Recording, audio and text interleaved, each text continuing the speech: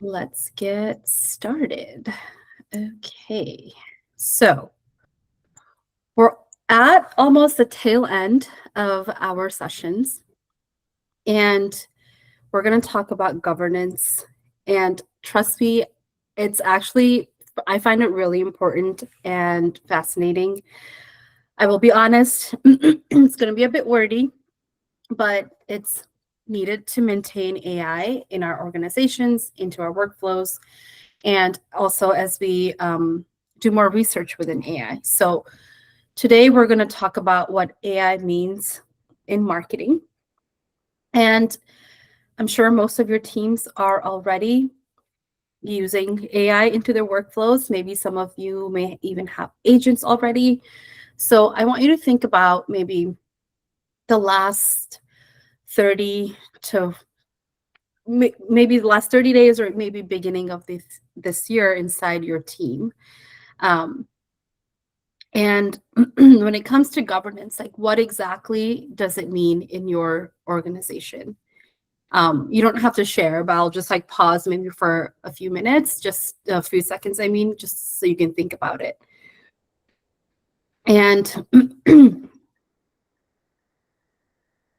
something that I think of is if someone has pulled a performance report, there's a chance that the AI tools has summarized that data before a human has read it, right? And the question is whether the summary was accurate. Um, did anyone check it? That's a better question, right? Because even if you weren't leveraging AI for summarization, you want to make sure that has someone checked it? Or did the summary become the truth because it arrived formatted or it looked confident and it was fast? Someone made an optimization decision, right? For example, it could be budget, it could be a bid adjustment or an audience refinement on, sorry guys, on how many of your platforms that is happening because of the algorithm without a human explicitly approving each move. So something that came up recently was Google's Performance Max, Meta's Advantage Plus. That system, they're making target, and they're making spending decisions inside your campaign right now. If that is the type of influence AI has, and in most agencies, there's no documented policy governing how much authority those systems have. And if your team does, I would love to just have you maybe wave, just so I know that there are some teams out there that have some policies in place around that.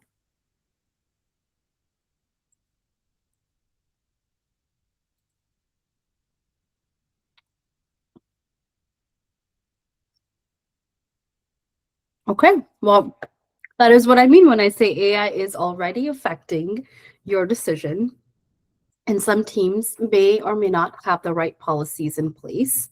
And this is not a future scenario, right? This is an operational reality, especially if your team, um, and especially if your marketing team right now is using AI to have outputs that make decisions. So under governed influence is not neutrality. It's actually one of the biggest risks, and it's a risk by default. So this is why governance is very important. If you asked me 2 years ago, or maybe a year from now, AI was largely being used for content assistance. This looked like drafting, ideation, where the outputs were visible and they were obviously AI adjacent, AI enhanced, and humans were clearly in the loop before anything reached a client or a platform. The risk profile was manageable because the influence was contained. But now, as we've seen the rise of automations, the rise of AI agents, that's no longer the situation. Artificial intelligence is sitting inside the interpretation layer, And that part of the workflow where raw data can become an insight or make a decision or even make a recommendation, that is where the risks is at the highest stakes of any marketing operation or actually any team. And AI is now operating inside it, often explicitly without a authorized human at each step. And sometimes maybe we don't even realize that we need a human to authorize a specific step. So accountability is always consistent. With AI, without AI, if anything, it's probably more enhanced now. When you are generating any AI insights that shapes a client conversation, that turns a campaign insight, that could be incomplete or misleading. Maybe the model does not receive the full information, or maybe it hallucinates. Your account lead may have more information about the campaign than the LLM that you're using, even if you have provided a lot of information. So when it comes to governance, you are the agency and you have the full agency of managing what the AI may give out as an output. I know that Google and I believe Meta also both enforce advertising policies against advertisers' account, not against the AI tool that generated the content. So that the risk becomes even higher, because if you don't have any governance in place and you're trusting AI for that content, it's not the tool that will get blamed. It's going to be you being blamed.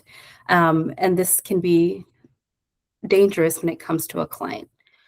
So the gap that we're talking about with governance in AI is AI's influence has expanded significantly, and the accountability has not moved an inch. And the governance structure closes that gap. It's not about slowing your team down or anything or scaling back, but it's just ensuring that when something does go wrong, something, and it will likely, you have a documented, defensible system that demonstrates your team operates responsibly. The model will not be in the room, right? And when you're showing an output to a client and the client asks what went wrong, you can't say, well, that's what ChatGPT said. Someone on your team will be responsible for that. So the governance is how you prepare that person to have that answer. And now let's talk about what we're actually governing, because we talked about tools and how they're not going to be responsible. A lot of teams, marketing teams, any teams really, they'll have like, oh, we can't use ChatGPT. We don't use OpenAI products. They'll say something like, employees must not share client data with AI tools. That's not a governance framework. That is a single layer control. And they leave that rest of the system completely unmanaged. So what you're actually governing when it comes to governing AI is the marketing context in these 5 steps that are described here. So you're managing first the LLM, the model, your GPT 5.0, 5.2, Claude, Gemini, and each has a different training data, different behaviors, different way it can hallucinate, different tendencies around handling ambiguous instructions. Governing at this layer means that understanding which model you're using for which task and why, and whether that model's behavior is appropriate for the risk that may come with it. Then there are actual tools. This can be wrapped as ChatGPT, Claude, Google AI Studio, or if you use HubSpot or Salesforce, they have built-in AI features. Your analytics platform. Each of these tools have different data retention policies, different privacy agreements, different enterprise controls. So it's really important to understand what these means, how they can affect your organization, how they can affect your client. Is your client going to be okay with some of these policies that these tools may have? The third layer is the data flows, right? What information is actually moving into these tools? So, for example, let's say Google's ad data and Meta performance data. Some of this data is yours to use freely, and some of it is subject to the platform policy. Some of it is client confidential. So governing at this layer means having explicit rules about which data can enter which tool under what condition. Then we have workflows, because we're now at a point where we're actually building workflows. We're not using AI anymore as getting a simple output. So the process your team has built around these tools, some are manual. Maybe it's an analyst that copies data into ChatGPT and pastes the output into a report. Some are automated. This can get really dangerous as they are connected, right? Ingesting campaign data, generating a summary that pushes into a dashboard with no human in the loop can really be dangerous. Governing at this layer means mapping out every workflow, identifying where the human judgment is present, and then where it has been removed. If you actually look at some of my client work, I go crazy in Miro. Like, I draw all my workflows, and then I have like pink boxes that says like who's going to review it, if I'm working for a client like that role specifically. And then the workflow will not kick in until someone has actually approved or passed that data. And then the fifth is the decision layer, the outcome that results when AI are used to guide an action. This is budget allocation. This is messaging claim, reporting narratives that are presented to your clients. This is one of the layers where accountability will really crystallize. And governing this layer means defining who owns each decision and ensuring that ownership is explicit, documented, and not inadvertently delegated into a model. So here's a critical point. These layers are interdependent, and you can have the perfect data governance policy and still have a workflow problem.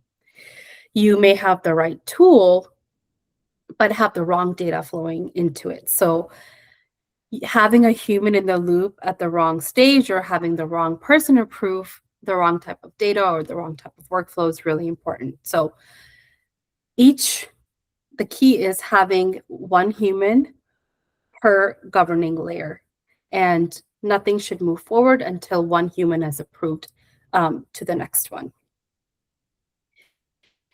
All right. Let's talk about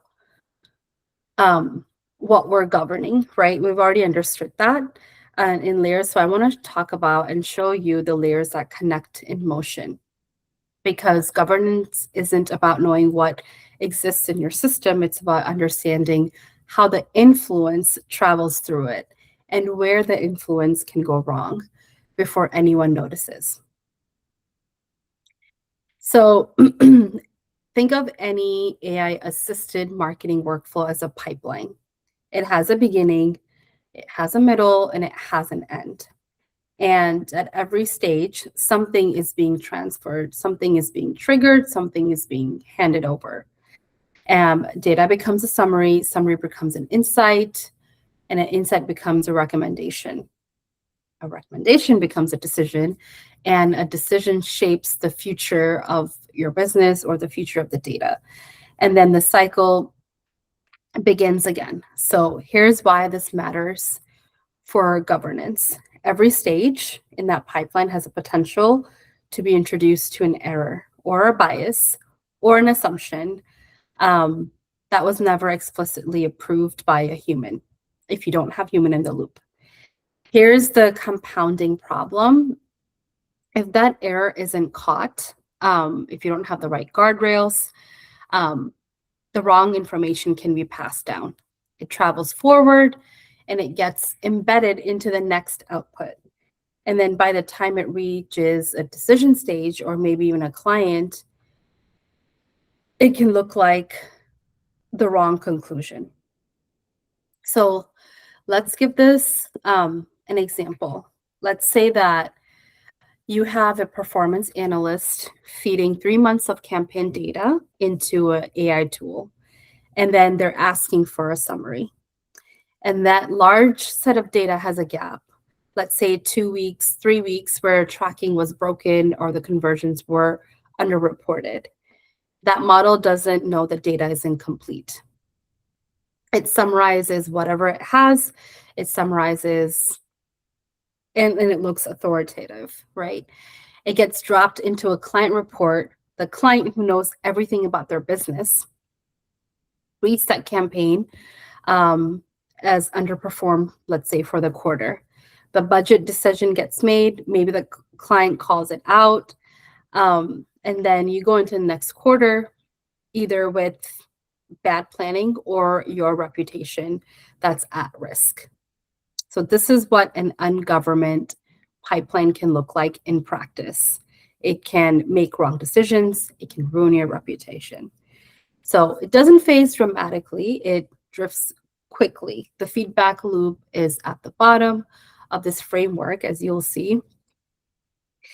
Decisions don't just end in pipelines. They have to be fed back into the data layer where it began. So if your decisions are being systematically shaped by a biased output or incomplete information, the future of your data will be reflected in those decisions. Maybe even, like I said, your brand reputation as well. So governance is required in breaking that loop deliberately and defined at every intervals with human judgment. Every ungoverned state in this pipeline at this point, where someone else's judgment or no judgment at all is shaping your outcome, can get really affected. And then we'll talk about it in the next slide and about the decision authority. This is a very blue table. I didn't realize how blue it was. Okay. This is a table that you'll have this deck, but feel free to use it with your team.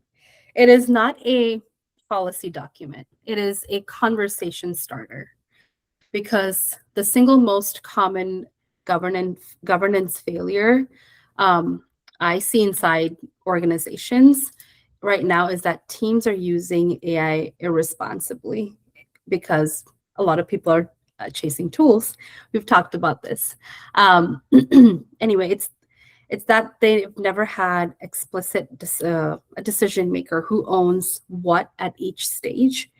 When the ownership is implicit, it defaults to whoever is fastest, and which is always the model generally. So let's walk row by row. So in the generation, AI owns this stage, and that is appropriate. When you ask a model to produce a 5 variation of an ad copy, the risk is low because nothing is being validated yet. This is just ideation. Nothing is being presented, and nothing is reaching a platform yet. A human will read the output and then select and refine it. And AI is doing exactly what it should be doing. It's helping you think. It's playing as your thought partner. And then instead of coming up with the 5 ideas on their own. Structuring is also the same principle. AI can take your campaign performance data, organize it into a report structure, pulling in the right metrics, formatting tables just like previous reports, ordering the sections. The risk is low because you are governing the format, not the output, not the interpretation. A human refines it before it becomes a deliverable, and this is also appropriate automation. Now watch what happens when we reach this stage right here. This is where the risk profile changes. This is where the most teams make their critical mistakes. AI can assist you with interpretation. It can surface patterns. It can flag anomalies, suggest possible explanation, but human judgment must own the entire interpretation. Here's why. When your click-through rate drops, let's say 14% over the week, there are at least 6 plausible explanations. Is it audience fatigue? Is it a competitor has entered the market? They've done something different. Could be a seasonal shift, could be a creativity, quality issue, tracking discrepancy, or maybe if you're posting on LinkedIn, which I do all the time, it could be a platform algorithm change. The model can identify the drop occurred, but what it can't know is the explanation. And without the correct explanation, that kind of lives outside of the AI tools. That is solely dependent on a human. And if you allow AI to own that, you're allowing it to select an explanation without any context. And that explanation will travel forward into your pipeline as if it was validated.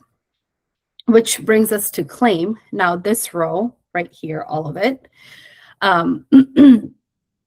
excuse me, this is where the regulatory exposure will live. AI can draft a language, and it's fast and it's fluent and it can know your brand. It will produce a copy that sounds authoritative, that sounds like how your brand sounds. Your team must own and validate every claim before it reaches a client. I know it sounds really simple, but you'd be surprised how many teams kind of overlook it and just trust AI to do all of the work. So your team must validate every claim, anything that's public facing, anything that says industry leading performance, clinically proven, all of that. Each of those phrases carry substantial requirement under the FTC guidelines. And then the model does not know whether your data supports that claim or not. It knows the phrase sounds compelling. Validation at this stage is not optional at all. It's compliance and it's an absolute requirement. Then we have decisions, right? AI informs us. Humans are accountable, full stop, always. Human in the loop. I'm sure you've read a lot of my LinkedIn posts say that. When an AI system recommends reallocating 30% of maybe, let's say, your media budget from one audience segment to another, that recommendation may be directionally correct. It may be based on genuine strong patterns in the data, but the human who approves that reallocation, for example, should own the outcome, including the downstream consequences, if the recommendation was based on incomplete data. The model failed to account for that, for the brand safety consideration, or maybe even the budget shift, right? Violation of client agreement. So document the decisions, document who made it, document what information it was based on. Documentation will help you defend your claim as well. Now, here's something that you can internalize about this table is that the two rows we're governing, the governance is consistently breaks are the down interpretation and the claim. Not because the teams are careless, because the outputs at those stages look finished, they look trusted, they look polished, they sound like your brand. But looking finished is not as same as being validated. Is there anyone, maybe, I would love for you to kind of just stare at this table, very blue table, for a couple seconds. Which of these rows would you say in your team is currently treating as a lower risk than it actually should be? You don't have to name the client or your team exactly, but just if you can call out which stage that would be.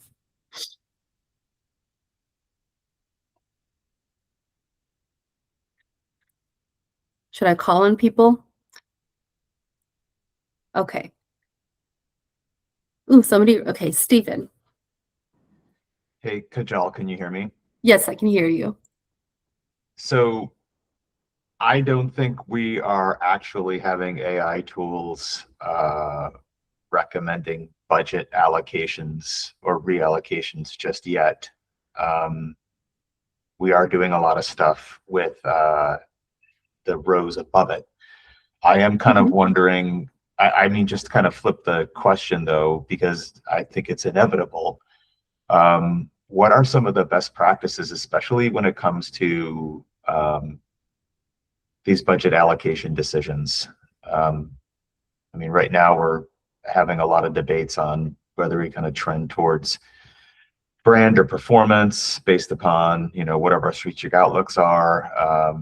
That's kind of right now directing budget allocations. But when it comes to like channel distributions and stuff like that, I am interested in how you've seen some success stories. I know that's not what you asked, but um, as I read this, I'm like, maybe we should get ahead of it and see what is working out there. So thanks. Yeah, that's a really great question. So it will always come back to the human in the loop, right? Just before even AI was a thing, I'm sure there was someone on a team that was making these decisions, right? And had an eye on the data and had an eye on the client and what that looks like. So just because AI is speeding up something for you doesn't mean that you don't take the time, not you, but like one doesn't take the time to specifically understand what the performance, for example, can look like. So I'm not sure how you flesh out workflows. So something that I have done for my clients is we literally sit down for every workflow that we design. We sit down, we define the workflow, we define the guardrails, we define the people who are managing it.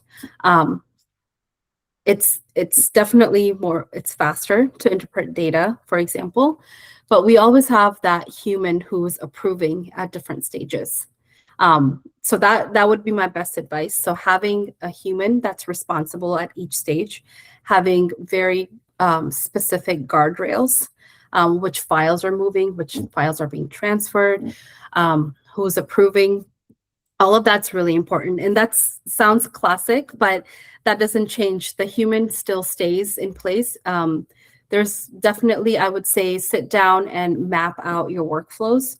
It's boring work, but use Miro. It's amazing. It's an amazing tool that will help you kind of map everything out and have assigned humans, have assigned guardrails, call out the tools that are being used, um, things that you want to look out for. For example, we just talked about like tool policy versus LLM policy. So having all of that called out is really helpful. Is that something that your team does now, or is it more on, let AI handle everything? I think there's a lot more humans involved, and especially in the data and analytics world. Hmm.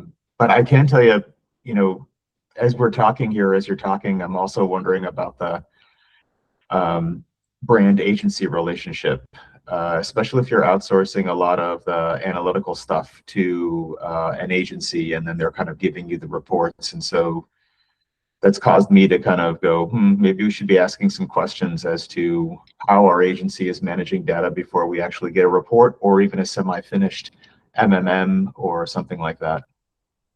Yes, absolutely.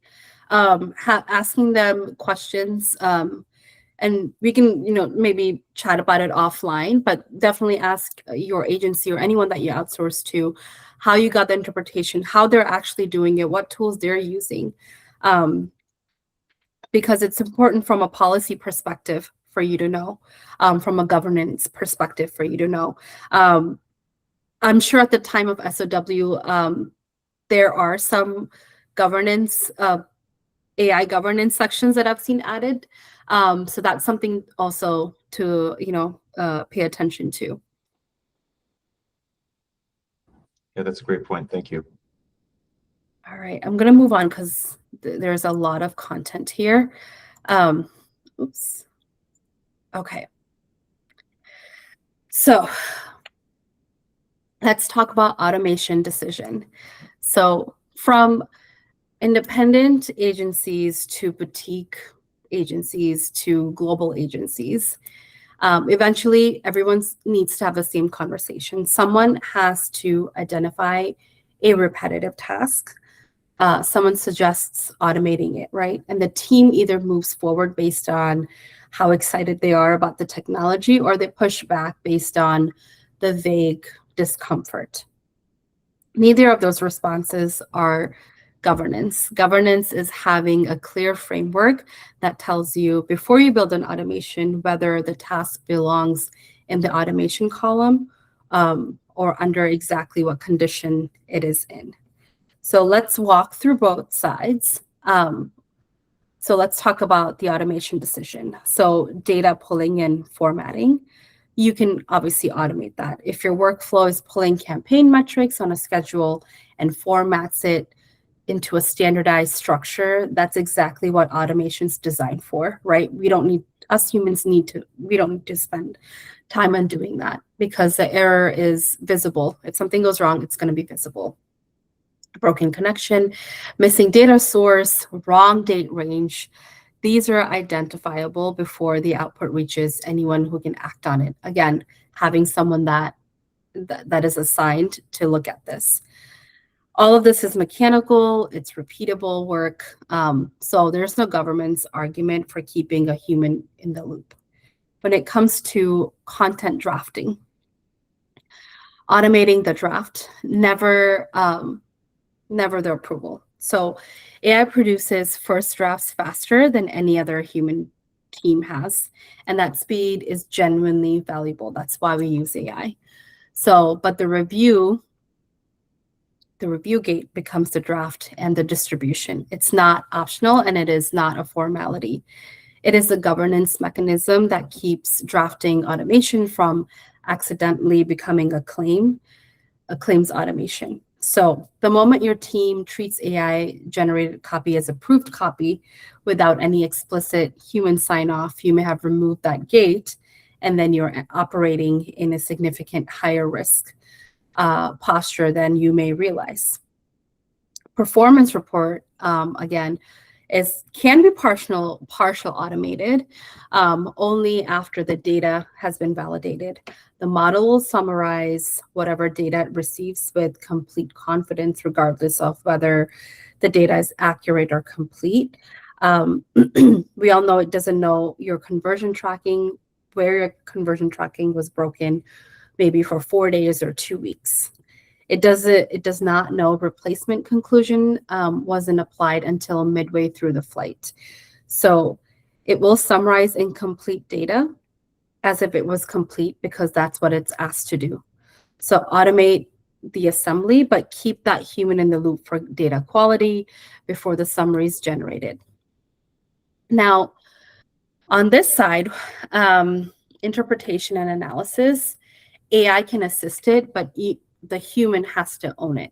This is a category where most well-intentioned governance failure can happen. The model can surface a pattern, a flag, an outlier, highlight an anomaly. But explaining why something happened, that has to be at the hands of the expert, of the human. It requires knowledge of the client relationship, the competitive environment, specific platform behavior during that period, the campaign constraints that were placed. So without that context, the model is not analyzing your campaign. It is a pattern matching against the training data and the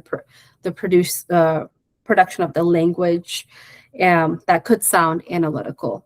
And that is a meaningful distinction for your team to understand before they paste any AI-generated analysis into a client deck. Again, we touched on it claims and messaging validation, that should never be automated. I would never suggest that. But because the model cannot validate its own output against an external or a legal or regulatory standard. It can produce language that sounds compliant because AI is trained to sound very smart, but it cannot confirm as a compliant. And that confirmation requires that human with the appropriate knowledge, the expert, someone that knows the client, again, the industry. And then obviously let's talk about like budgets. Human in the loop, sending coupons, approving any budgets. The human must approve those steps. I want to make that one important distinction here. The algorithmic optimization within these parameters, a human explicitly sets is different from an AI recommending and implementing a significant reallocation of budget, of approval without a human review. Even smart bidding.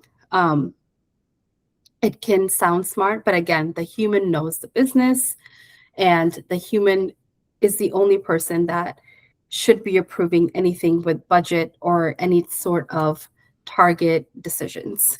So automation is a force multiplier.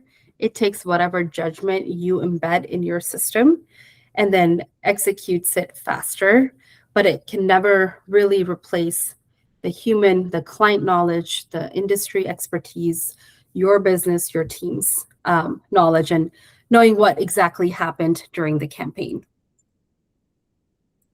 Data governance. I know that everyone probably uses a lot of data when it comes to ChatGPT or inbuilt tools.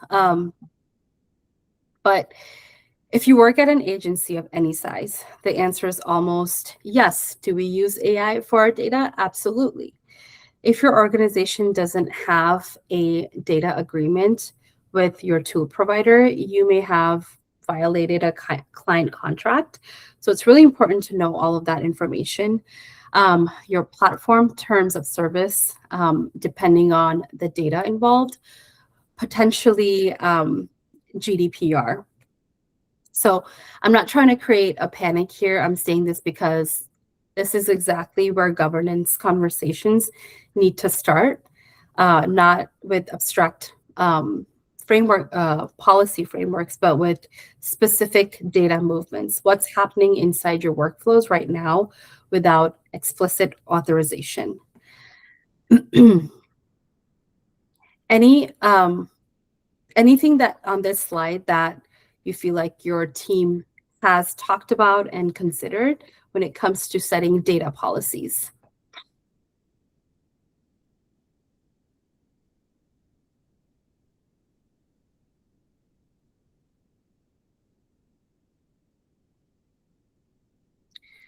Okay, we'll move on because I have a lot of content here. So everything that we've covered so far has been about your system, you setting the human in the loop. I want to talk about something that sits outside of your system, but directly will shape how well it went in operations. It's the environment your system lives inside. And that environment may or may not be stable, and it's moving consistently. And if your governance framework was designed as a fixed asset versus something that adapts, that changes when policy changes, that can be extremely dangerous. So the platforms that your teams rely on, Google, Meta, major AI providers like OpenAI, update their policies and their models and handling practices continuously. So it's really important to stay on top of that. Actually, if you have ChatGPT's Plus subscription, I believe, you can actually set up reminders and say, hey, anytime OpenAI's policy has changed, send me an email, and it will actually do that. So that's a really good way to keep track of all of the tools that you have. So I recommend making a list of tools that you have and setting up these reminders. When it comes to regulatory bodies, they're moving in the same direction. right? The FTC has been increasingly specific about AI influence advertising claim. That the ASA has issued governance on AI generated content disclosure. And I'm actually noticing that more and more, where I see a video or I see a picture, even on social media, that'll say, like, hey, this image was generated by AI, or this video was generated by AI. So now the internal risk can be dynamic because we have all these moving parts. So errors are not isolated in agent pipelines. They travel forward, whether through the tools, whether through different policies. So it's really important to be aware of the dynamic risks that live in your workflows and trying to stay on top of it. Sorry, guys, I'm trying to rush through it because there's one more thing I want to talk about, which is brand and creative risk. AI has fundamentally changed the economics of creative production. Someone like me who's not creative can create videos and images. And what used to require a creative team, a production budget, and a multi-week timeline can now be produced in hours and at the fraction of a cost. So what I'm suggesting with that is that governance infrastructure in most marketing organizations have around that they have around creative was not designed for production speed. And that gap between how fast AI can generate and how carefully humans can review and should review, that's where the brand risk lives. So generated imagery is most visible exposure. Image generation models produce visuals that look professionally produced, but they do not know your brand guidelines, your product specifications, your advertising standards. Really important to have those policies in place and to use those to provide those policies, and also call out when every time that you are producing any creative that has been generated with AI. If a model is writing performance-oriented copy, make sure that language is substantiated because, again, AI can sound confident. It can make incomplete training data sound complete. It does not know whether your product will actually deliver what copies imply. So again, phrases like top 40, best in class, up to twice as fast, all of those carry a lot of risks. If your review process is not explicitly checking generated copy against those standards before it reaches a platform, you have a compliance gap and operating in that speed for your content of your production. So brand voice is a drift, is a risk no one talks about until it's already happened. When AI generates content at volume, social posts, emails, sequences, LinkedIn posts, ad verifications, landing page copy, without a tightly defined style guardrail, brand voice can shift. Individual pieces look acceptable, but then they'll also start to look different. So this is a slow risk, but it compounds over time because AI is so fast. It's very exciting. So make sure that you are providing all of your brand guidelines, rules, content as you create content with brand. I know we're almost at time, but what I really want you to do is refer back to that blue table. And we've covered a lot. Just use that blue table. That is your play work if you work in a larger team to get those conversations started in your team and company.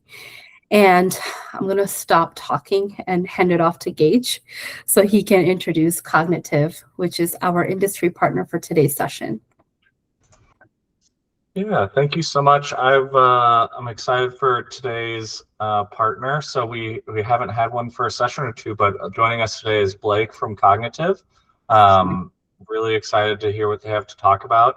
For everybody who's joined these 7 sessions, we have one more in May.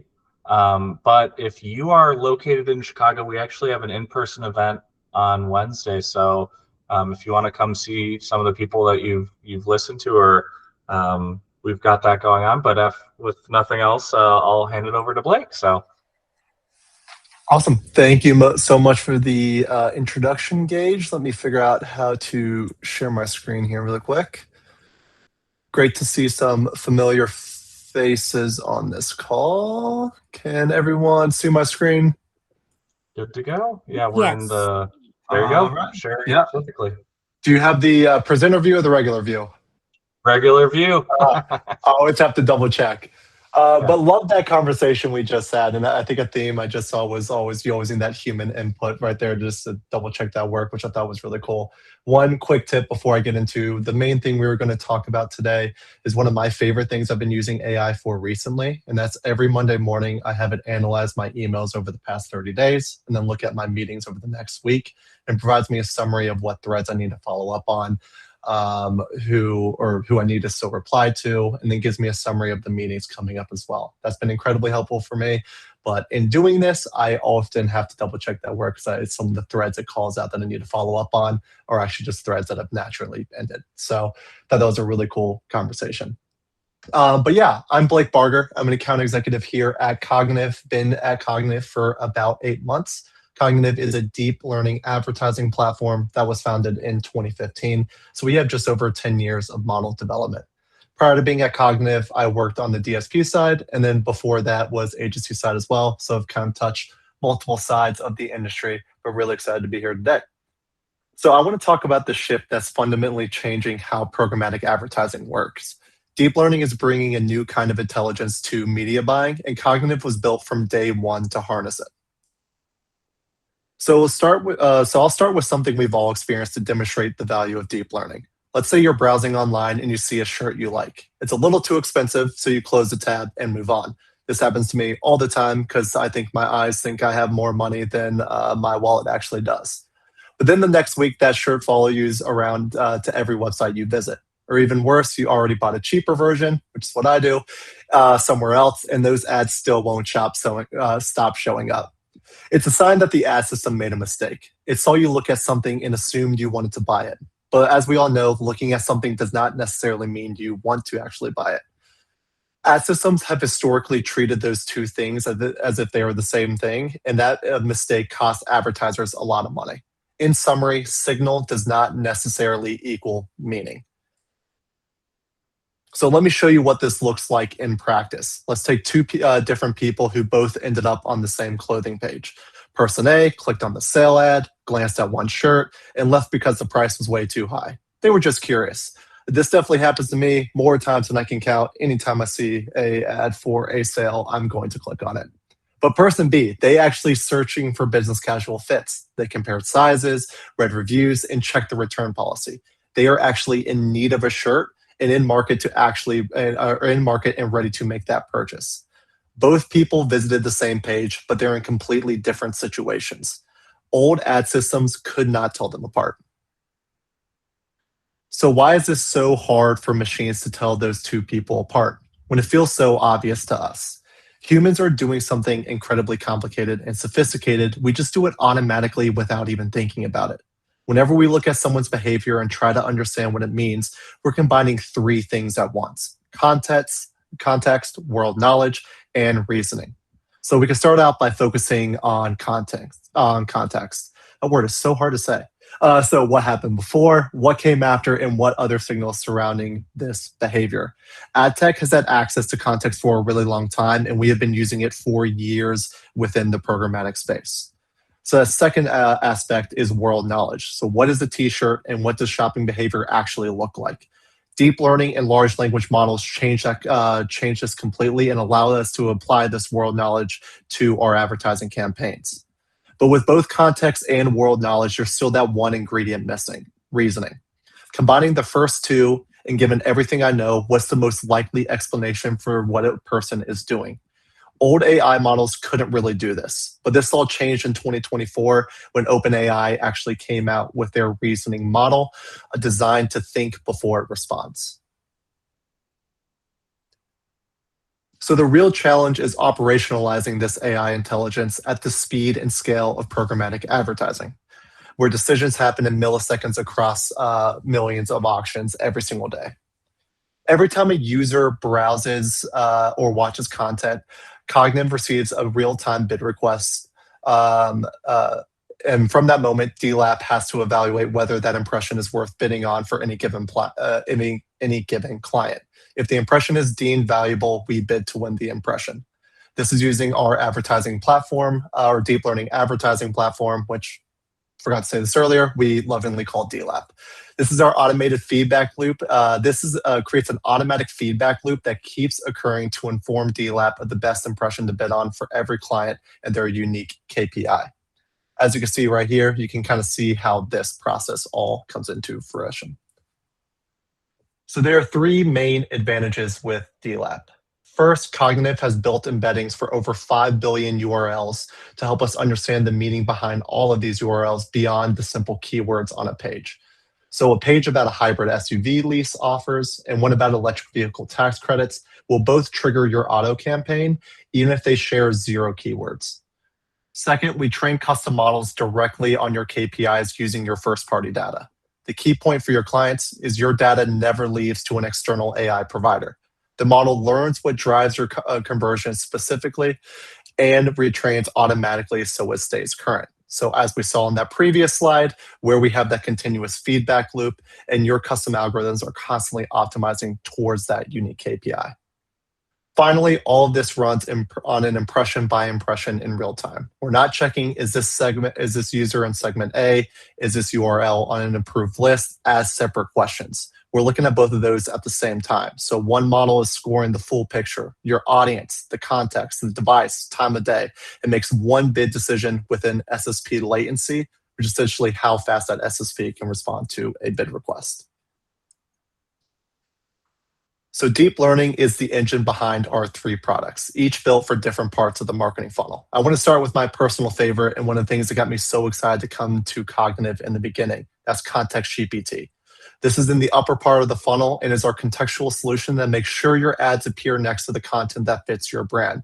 It reads over 5 billion web pages for meaning, tone, brand suitability, going beyond the standard keywords. This is using those embeddings I talked about earlier.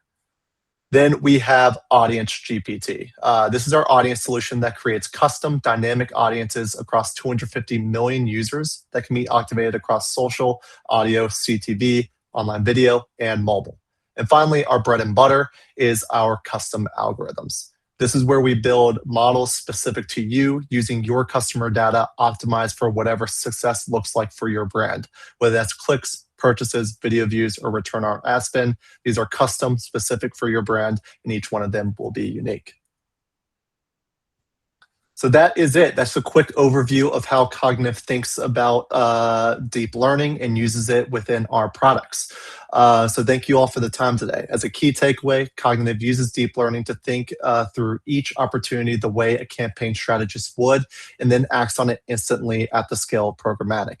This leads to better relevance and less waste for our advertisers. Custom algorithms, Audience GPT, and Context GPT, again, my personal favorite, are how we deliver this today. But I'll be happy to go deeper on each of these. And if you have any questions, feel free to reach out to me as well. I'm always happy to set up additional time. But are there any questions? No, thank you. That was really cool. Absolutely. As an impulse shopper that buys something immediately and then gets followed around, this was very relevant. So no, this is truly fantastic from what we've been doing, going from 0 to hero. This is always fun to see what the companies and the professionals are doing with what we're learning firsthand. So I'll let anybody else talk, but the next session will be May 4th. But yeah, anybody else want to close out? Oh yeah, May 4th. Ooh, I did want to make an announcement. If obviously this is, first of all, this is a free event on May 3rd by Code Your Dreams. It talks, they're talking about how to use AI responsibly when you have children. And I'm one of their speakers, and it's a free event. It's at Tech Nexus downtown. I'd love to see some familiar faces if you are free. The only downfall is it's on a Sunday, so I have no expectations. But just wanted to put that out there.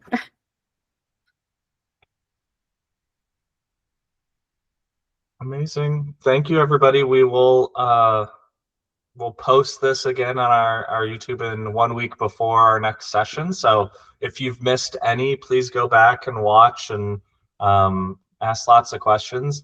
I do think as we're kind of circling in on the end of this, very much a test, and I think the CIMA network really enjoyed it. We do definitely want to look down the road and figure out like a 2.0. So if you have any comments, suggestions, please pass them our way, and we'll keep doing this as long as everybody enjoys it. So thank you all so much. Bye, everyone. Thank you. Bye, everyone. Thank you. Thank you, everyone.